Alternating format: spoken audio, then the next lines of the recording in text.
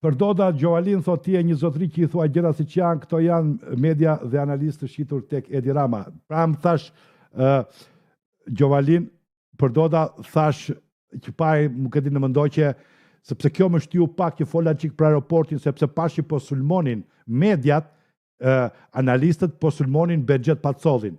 E vram Begjetin, e shqyen Begjetin, ullshuan Begjetit bape, agent te, agent andeja, por thash, kër u futa brënda investigimit tim, pyeta njerëzit, kush ishe vërteta, njerëzit kompetent, jo të pyesja që thuhet në Facebook, se aty nuk lexoj kur,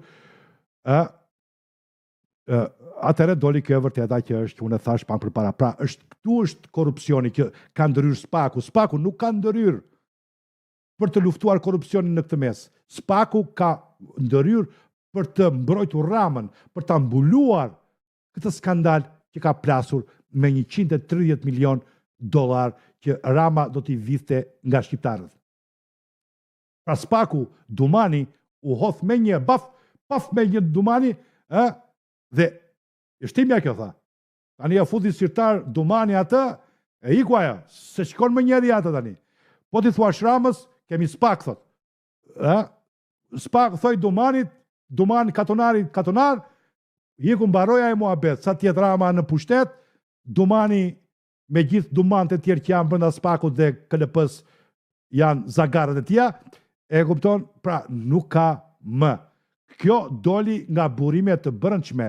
Këto që unë zora, që as një media nuk i nxirte, janë burimet të brëndshme nga kryeministria brënda, që rinë me Edi Ramën, e kupton, janë njerëz që nuk e durojnë dot Edi Ramën, se bjehet i qelbur, dhe nga njerëzit e Begjet Pacollit, që unë pyeta sot. Pra, është thjesht kontrat që është bërë për aeroportin e Vlorës ndërmjet qeverisë në pushtetit dhe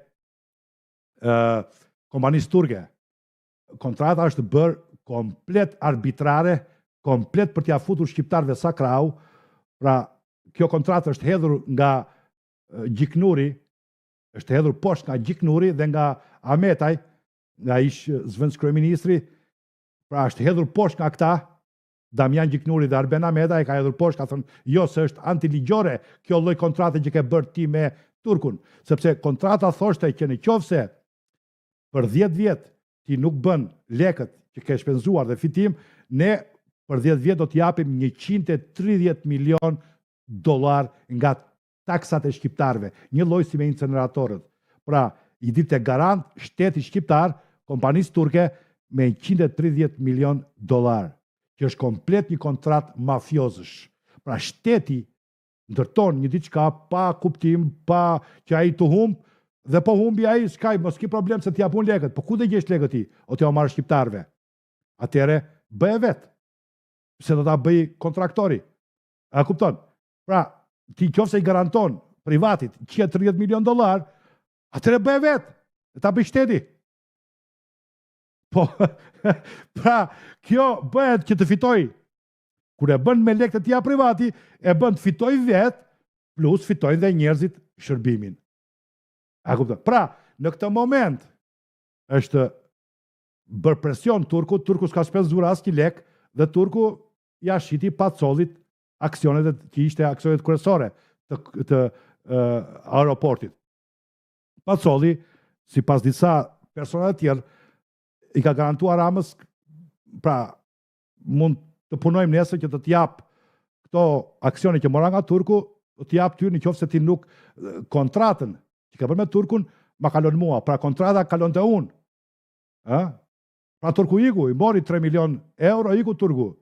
Po kontrata duhet të prishesh dhe të fillonte nga fillimi me një kontraktor tjetër, të idhesh në account, atje që kush e bën me më pak, me kushte më të mira. Po jo, ajo kaloi te Pacolli, sepse Pacolli si duket i ka premtuar Ramës që Rama i ka thënë, dua unë aksionet e mia, nëpërmjet këtij Valon Ademit, se Valoni është sekseri i Ramës dhe i Ballukut. Kur flet Valoni, ka folur Rama dhe Balluku. E kupton? Pra, atëre Pacolli ka premtuar diçka, po pastaj Pacolli e ka dredhur, sepse është biznesmen, ka shpenzuar lekun më të madh, ka 47 milion dollar që i ka marrë nga BKT-ja, plus Pacolli ka marrë dhe 100 milion të tjera, po unë dëgjova që thoshin ka vënë aeroportin si them, kolaterali, thonë këta. Unë nuk i them kolateral, por të flasë gjuhën tuaj. Kolateral, jo, nuk e ka vënë aeroportin, ka vënë pasurit e tia. Pacolli ka vënë pasurit e tia private, që ka marrë dhe 100 milion dollar në Luxemburg ke një kompani financiare, whatever. Pra Pacolli ka thënë, jo, janë të mijat, aeroporti shtimi.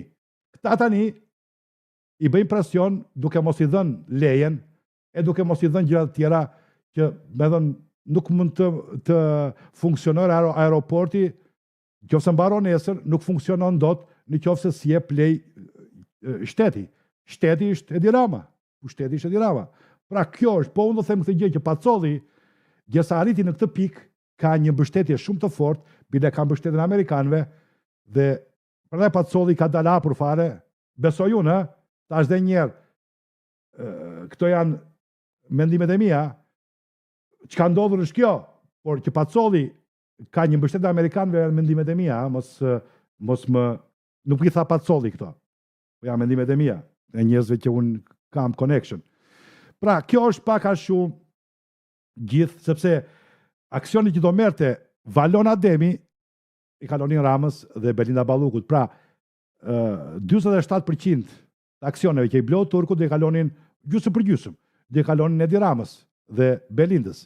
Tani, aeroporti do përdoresh aeroport privat, të ulesh Rama, të ngrihesh Rama, për të ikur në pronat e tia këte nga bregu, nga Imara, nga ka vjedhur ato pronat.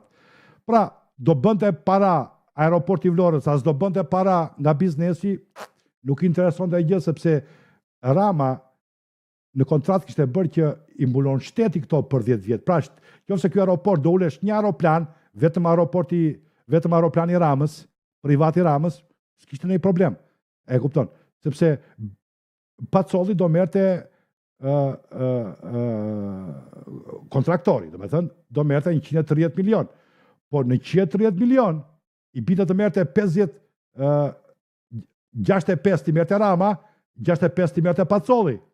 Apo jo, Pacolli del me humbje, sepse Pacolli ka shpenzuar, do shpenzoj më shumë se 65.